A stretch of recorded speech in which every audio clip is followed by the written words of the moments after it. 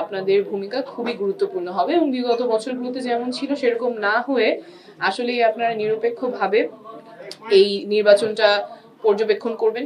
ঢাকা-৯ আসনের সংসদ সদস্য প্রার্থী ও জাতীয় নাগরিক পার্টির সিনিয়র যুগ্ম সদস্য সচিব ডক্টর তাসনিম জারা নির্বাচনী ফান্ডারাইজিং বা তহবিল সংগ্রহে অভূতপূর্ব সাড়া পেয়েছেন। মঙ্গলবার 23 ডিসেম্বর ভোররাত 4:30টার দিকে নিজের ভেরিফাইড ফেসবুক পেজে দেয়া এক পোস্টে তিনি জানান, মাত্র 7 ঘন্টায় 12 লাখ টাকারও বেশি অনুদান জমা পড়েছে। ফেসবুক পোস্টে কৃতজ্ঞতা প্রকাশ করে ডক্টর তাসনিম জারা বলেন, এতটা অভূতপূর্বভাবে আপনারা পাশে দাঁড়াবেন তা সত্যিই আমাদের কল্পনার বাইরে ছিল।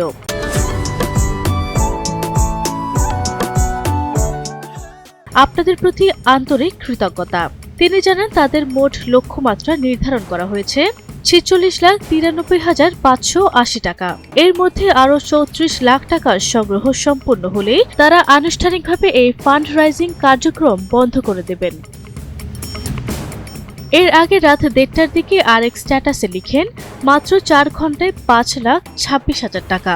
4 ঘন্টা আগে আমি আপনাদের কাছে হাত বাড়িয়ে দিয়েছিলাম, বলেছিলাম আমরা যদি কালো টাকার ঊর্ধ্বে উঠে একটি নতুন ধারার রাজনীতি করতে চাই তবে সেই শক্তির উৎস হতে হবে আপনাদের মতো সাধারণ মানুষকে।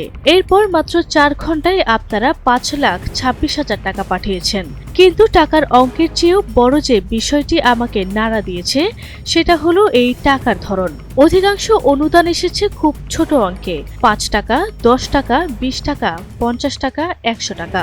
অনেকের সঙ্গে ছোট বার্তা দিয়েছেন। একজন লিখেছেন, আমি স্টুডেন্ট, সামর্থ্য অনুযায়ী দিলাম। তাসনিম জারা আরও লিখে, নির্বাচনের খরচ যখন 10 কোটি বা 20 কোটি টাকা ছাড়িয়ে যায় তখন সেই টাকা তোলার জন্য নির্বাচিত হওয়ার পর চাঁদাবাজি আর টেন্ডারবাজি করাটা তাদের জন্য বাধ্যতামূলক হয়ে দাঁড়ায়।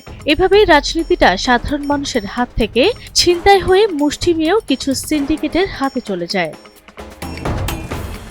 আসন্ন ত্রয়োদশ জাতীয় সংসদ নির্বাচনে ঢাকা-৯ আসন থেকে প্রতিদ্বন্দ্বিতা করছেন ডাক্তার তাসনিম জারা। তার এই ভিন্নধর্মী প্রচার ও সরাসরি জনমানুষের কাছ থেকে তহবিল সংগ্রহের উদ্যোগটি সামাজিক যোগাযোগ মাধ্যমে ব্যাপক আলোচনার সৃষ্টি করেছে।